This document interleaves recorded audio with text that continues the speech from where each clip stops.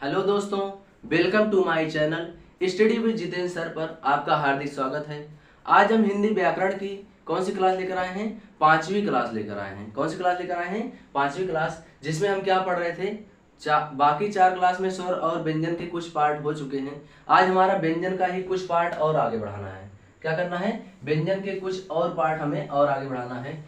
बात हुई थी व्यंजन किसे कहते हैं? जो स्वर की सहायता से बोले जाते हैं व्यंजन कहलाते हैं। व्यंजन के कितने भेद हुए थे? 3 भेद। कौन कौन से? स्पर्श व्यंजन, अंतस्थ व्यंजन और ऊष्म। यदि आपसे पूछ ले कि घोषत्व के आधार पर वर्ण, घोषत्व के आधार पर वर्ण के कितने भेद होते हैं? घोषत्व के आधार पर वर्ण के भेद। अभी आप लोग को लग रहा होगा हम व्यंजन पढ़ रहे थे, जबकि यहाँ पर वर्ण का जिक्र किया जा रहा है। लेकिन लास्ट में आपको स्वर पढ़ाते समय एक पॉइंट और बोला गया था कि सभी स्वर हमारे क्या होते हैं? सघोष होते हैं। तो यहाँ पर इसे भी लाया जाएगा। बात समझ नहीं? तो घोषत्व के आधार पर क्या हेडिंग डालेंगे? वर्ण डालेंगे, वर्ण के भेद। यदि आपसे पूछे घोषत्व के आधार पर वर्ण के कितने भेद होते हैं, तो कितना बताएंगे? 2 भेद। कौन कौन से? पहला हमारा अघोष वर्ण होता है, अघोष, और दूसरा कौन सा होता है? सघोष। कौन सा होता है? सघोष। पहला हमारा कौन सा होता है? अघोष वर्ण होता है और दूसरा सघोष वर्ण होता है। बस वही। यदि आपसे पूछे कि अघोष वर्ण किसे कहते हैं, यदि आपसे पूछे अघोष वर्ण किसे कहते हैं, तो आप क्या बताएंगे? अघोष वर्ण क्या बताएंगे? कि ऐसे वर्ण जिनके उच्चारण में हमारी स्वर तंत्रियों में कंपन नहीं होता है, उसे क्या बोलते हैं? अघोष वर्ण कहते हैं। ऐसे वर्ण जिनके उच्चारण में स्वर तंत्रियों में कंपन नहीं होता है, उसे क्या बोलते हैं? अघोष वर्ण कहते हैं। यदि आपसे पूछे अघोष वर्ण की संख्या कितनी होती है, तो कितना बताएंगे? 13 बताएंगे। दूसरा हमारा कौन सा है? सघोष। कौन सा है? सघोष वर्ण। दूसरा कौन सा है? सघोष वर्ण। तो ऐसे वर्ण जिनके उच्चारण में स्वर तंत्रियों में कंपन होता है, उसे क्या बोलते हैं? सघोष वर्ण कहते हैं। सघोष वर्ण की संख्या कितनी होती है? 31 होती है। लेकिन बात करते हैं कि कौन कौन से होते हैं, कैसे हम पहचानेंगे कि कौन से अघोष होते हैं, कौन से सघोष होते हैं? बात में कि नहीं? तो अभी आपका पूरा चार्ट बनाया गया था, का से लेकर कहां तक? या, रा, ला, वा और सा, हा तक। चलिए आप आइए हम बना लेते हैं। और कौन से थे? का, खा, गा, घा, गा, चा, छा, जा, झा, ञ, टा, ठा, डा, ढा, ड़ा, ता, था, दा, धा, न, पा, फा, बा, भा और मा। उसके बाद अंतस्थ कौन कौन से थे? या, रा, ला और वा। ऊष्म कौन कौन से थे? सा, सा और हा। बस में यदि आपसे पूछे मूल वर्णों की संख्या कितनी होती है, मूल व्यंजन की संख्या कितनी होती है, तो कितना बताएंगे? 33, जिसमें से 25 स्पर्श होते हैं, 4 अंतस्थ होते हैं और 4 हमारे क्या होते हैं? ऊष्म होते हैं। अब आपको ध्यान देना है कि इसमें से अघोष वर्ण कौन सा है और सघोष वर्ण कौन सा है। यदि आपसे बोले कि अघोष वर्ण की संख्या कितनी होती है, तो कितना बताएंगे? 13। कौन कौन से? प्रत्येक वर्ग का पहला व्यंजन और दूसरा व्यंजन हमारा क्या होता है? अघोष होता है। प्रत्येक वर्ग का पहला व्यंजन और दूसरा व्यंजन हमारा क्या होता है? अघोष होता है। और तीनों सा भी हमारे क्या होते हैं? अघोष होते हैं। तो टोटल करेंगे 5, 5, 10 और 3, 13। बात समझ नहीं? प्रत्येक वर्ग का पहला और दूसरा व्यंजन क्या होता है? अघोष होता है। और तीनों सा हमारे क्या होते हैं? अघोष होते हैं। अब यहाँ से आपका अघोष वर्ण बोले तो भी 13 लगाएंगे, अघोष व्यंजन बोले तो भी आप क्या लगाएंगे? 13 ही आंसर लगाएंगे। सघोष कौन कौन से होते हैं?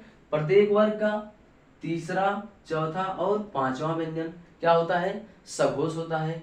सभी अंतस्थ व्यंजन क्या होता है? सघोष होता है। और इसमें से बचा हुआ हा जो होता है, ये भी हमारा क्या होता है?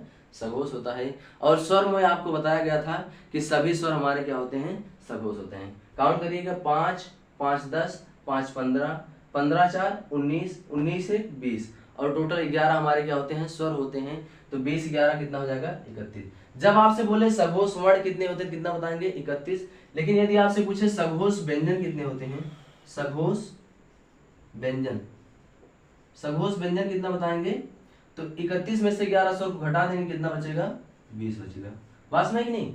एग्जामिनर काफी ज्यादा क्वेश्चन पूछता है कि सघोष व्यंजन की संख्या कितनी होती है, तो कितना बताएंगे? 20 बताएंगे। सघोष वर्ण की संख्या कितना बताएंगे? 31 बताएंगे। अघोष वर्ण की संख्या कितना बताएंगे? 13 बताएंगे। अघोष व्यंजन की संख्या कितना बताएंगे? 13 बताएंगे। सघोष व्यंजन की संख्या कितना बताएंगे? 20 बताएंगे। सघोष स्वर की संख्या कितना बताएंगे? 11 बताएंगे। मतलब यहाँ से सभी स्वर हमारे क्या होते हैं? सभी स्वर क्या होते हैं? सघोष होते हैं। बस भाई, यदि आपको इतना समझ में आ गया हो तो चलिए थोड़ा सा हम और आगे बढ़ते हैं। मतलब क्या है? घोषत्व के आधार पर वर्ण के भेद में हम क्या क्या जाने? अघोष जाने और सघोष जाने। तो अघोष किसे कहते हैं और सघोष किसे कहते हैं? अघोष किसे कहते हैं और सघोष किसे कहते हैं? ये हमारा हो चुका है। चलिए और आगे हम बढ़ते हैं।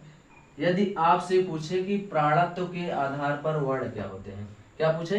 प्राणत्व के आधार पर, यहाँ पर अघोष के स्थान पर क्या हो जाएगा, या फिर घोषत्व के स्थान पर क्या हो जाएगा? प्राणत्व हो जाएगा। क्या पूछे? प्राणत्व के आधार पर वर्ण के कितने भेद होते हैं? तो भी हमारे कितने होते हैं? 2 ही होते हैं। कितने होते हैं? 2 ही होते हैं। कौन कौन से होते हैं? एक हमारा होता है अल्प प्राण। कौन सा? अल्प प्राण। और दूसरा कौन सा होता है? महाप्राण होता है। कौन सा? महाप्राण। एक हमारा होता है अल्प प्राण और दूसरा कौन सा होता है? महाप्राण। यदि आपसे पूछे अल्प प्राण किसे कहते हैं या फिर महाप्राण किसे कहते हैं, तो कैसे क्लियर करेंगे? ध्यान से सुनिएगा। अल्प प्राण किसे कहते हैं? ऐसे वर्ण जिनके उच्चारण में वायु कम मात्रा में निकलती है, उसे क्या बोलते हैं? अल्प प्राण कहते हैं। क्या बोलते हैं? अल्प प्राण कहते हैं। यदि आपसे पूछे अल्प प्राण वर्ण की संख्या कितनी होती है, तो कितना बताएंगे? 30 बताएंगे। कितना बताएंगे? 30। यदि आपसे पूछे महाप्राण किसे कहते हैं, तो ऐसे वर्ण जिनके उच्चारण में वायु क्या होती है? अधिक मात्रा में निकलती है, उसे क्या बोलते हैं? महाप्राण वर्ण कहते हैं। महाप्राण वर्ण कहते हैं। बस में कि नहीं? क्या बोलते हैं? महाप्राण वर्ण कहते हैं, फिर महाप्राण कहते हैं। महाप्राण की संख्या कितनी होती है, तो कितना बताएंगे? 14 बताएंगे। कितना बताएंगे? 14। अल्प प्राण वर्ण की संख्या 30, महाप्राण की 14। लेकिन अल्प प्राण वर्ण में हमारा क्या है? स्वर भी शामिल है, क्योंकि सभी स्वर हमारे क्या होते हैं? अल्प प्राण होते हैं। क्या होते हैं? अल्प प्राण। अब यहाँ से यदि हम 11 स्वर घटा लें तो कितना बचेगा? 19। अब क्वेश्चन आपका बनेगा कि अल्प प्राण व्यंजन की संख्या कितनी होती है? कितना बताएंगे? 19। अल्प प्राण व्यंजन, अल्प प्राण व्यंजन की संख्या कितनी होती है? 19। अल्प प्राण वर्ण 30, अल्प प्राण व्यंजन 19, अल्प प्राण स्वर 11, महाप्राण वर्ण 14, महाप्राण व्यंजन 14। अब आइए जानते हैं कि अल्प प्राण हमारे होते कौन कौन से हैं और महाप्राण हमारे कौन कौन से होते हैं। यदि आपसे पूछे अल्प प्राण कौन कौन सा होता है, तो प्रत्येक वर्ग का पहला वर्ण, तीसरा वर्ण और चौथा वर्ण। प्रत्येक वर्ग का, चौथा नहीं पांचवा, प्रत्येक वर्ग का पहला वर्ण, तीसरा वर्ण और कौन सा? पांचवा वर्ण। प्रत्येक वर्ग का पहला वर्ण, तीसरा वर्ण और पांचवा वर्ण हमारा क्या होता है? अल्प प्राण होता है। सभी अंतस्थ व्यंजन हमारे क्या होते हैं? अल्प प्राण होते हैं। तो कितने होते हैं? पहला, तीसरा, पांचवा, सभी अंतस्थ व्यंजन और सभी स्वर भी हमारे क्या होते हैं? अल्प प्राण। काउंट करिएगा, 5 इधर से हो गया, 5, 5 10, 5 15, 15 4 19। व्यंजन की बात करें तो 19 व्यंजन है और 11 हमारे क्या है? स्वर हैं। महाप्राण व्यंजन किसे कहते हैं या फिर वर्ण किसे कहते हैं? प्रत्येक वर्ग का दूसरा और चौथा हमारा क्या होता है? महाप्राण होता है और सभी ऊष्म व्यंजन हमारे क्या होते हैं? महाप्राण व्यंजन होते हैं। बस में कि नहीं? सभी ऊष्म व्यंजन हमारे क्या होते हैं? महाप्राण होते हैं। प्रत्येक वर्ग का दूसरा और चौथा हमारा क्या होता है? महाप्राण और सभी ऊष्म व्यंजन भी क्या होते हैं? महाप्राण होते हैं। तो यहाँ तक आपको जानकारी ठीक है कि नहीं? यदि आपसे पूछे प्राणत्व के आधार पर भेद कितने होते हैं, तो 2, पहला अल्प प्राण, दूसरा महाप्राण। जिनके उच्चारण में वायु अधिक मात्रा में निकलेगी, महाप्राण। जिनके उच्चारण में वायु कम मात्रा में निकलेगी, अल्प प्राण। अल्प प्राण वर्ण की संख्या 30, व्यंजन 19, स्वर 11। महाप्राण व्यंजन की संख्या 14, वर्ण की संख्या 14। चलिए इसके हम थोड़ा सा और आगे बढ़ते हैं। अब हम पढ़ेंगे व्यंजन का बहुत ही महत्वपूर्ण टॉपिक। यहाँ से क्वेश्चन बहुत ज्यादा पूछा जाता है, यदि आप एक बार पढ़ लेंगे तो कभी भी नहीं भूलेंगे। आइए हम देखते हैं उच्चारण स्थान के आधार पर, उच्चारण स्थान के आधार पर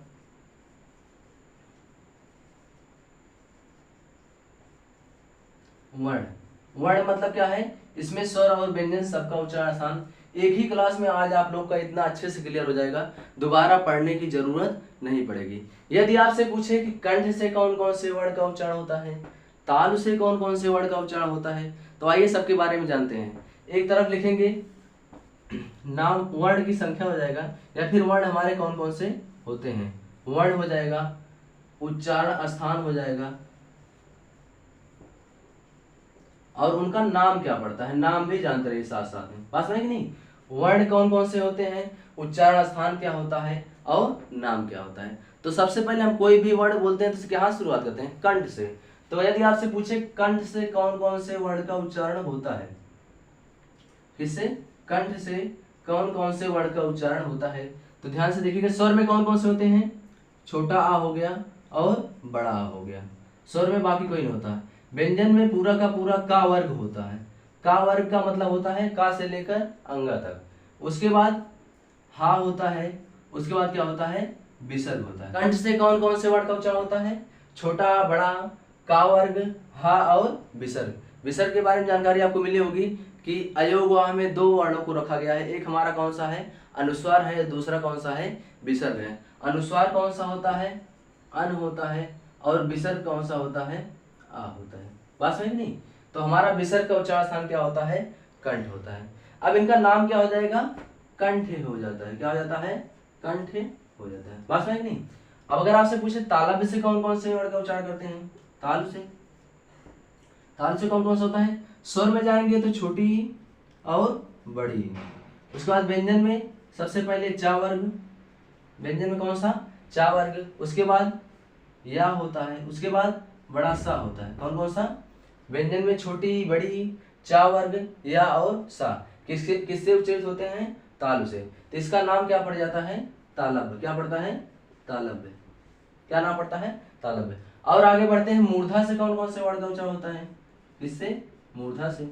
तो मूर्धा से कौन कौन से होते हैं, स्वर में री का उच्चारण होता है, व्यंजन में आएंगे तो टा वर्ग, टा वर्ग। उसके बाद रा होता है और क्या होता है, सा होता है, रा होता है और सा होता है। बात समझ नहीं। तो इसका नाम क्या पड़ जाता है, मूर्धन्य पड़ जाता है। क्या पड़ता है, मूर्धन्य। क्या नाम पड़ता है, मूर्धन्य नाम पड़ता है। बात समझ नहीं। कंठ से छोटा बड़ा का वर्ग, कौन कौन सा, कंठ से छोटा बड़ा, का वर्ग, हा और विसर्ग। तालु से कौन कौन से हैं, छोटी बड़ी, चा वर्ग, या और बड़ा सा। मूर्धा से री होता है और टा वर्ग होता है, रा होता है, और षटकोण वाला कौन सा है, सा होता है। और आगे बढ़ते हैं, दंत से कौन कौन से होते हैं, दंत से उच्चारित होने वाले वर्ड कौन कौन से हैं, कौन सा है, स्वर में हमारा कोई भी नहीं होता है। व्यंजन में कौन सा होता है, ता वर्ग होता है, और ला होता है, और सा होता है।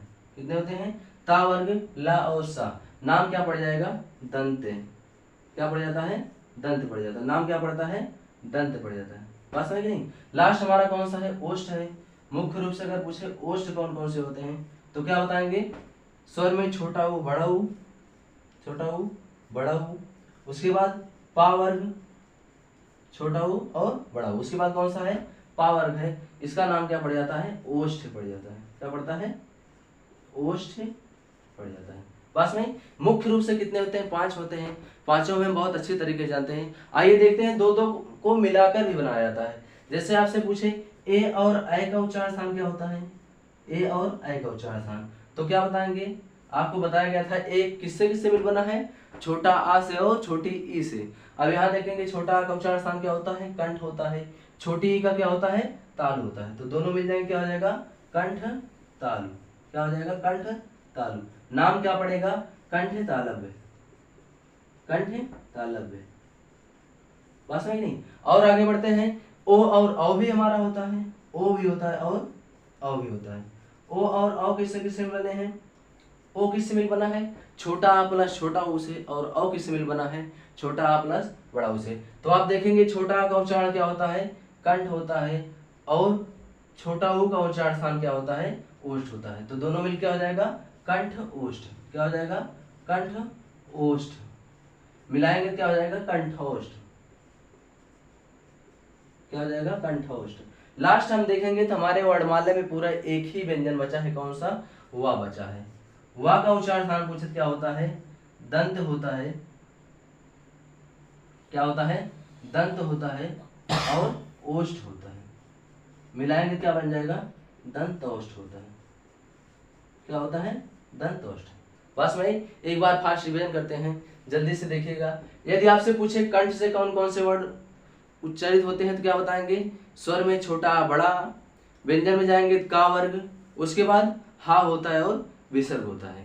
तालु से छोटी बड़ी, चा वर्ग, या और बड़ा सा। मूर्धा से स्वर में कौन सा होता है, री होता है, व्यंजन में टा वर्ग होता है, रा होता है और षटकोण वाला सा होता है।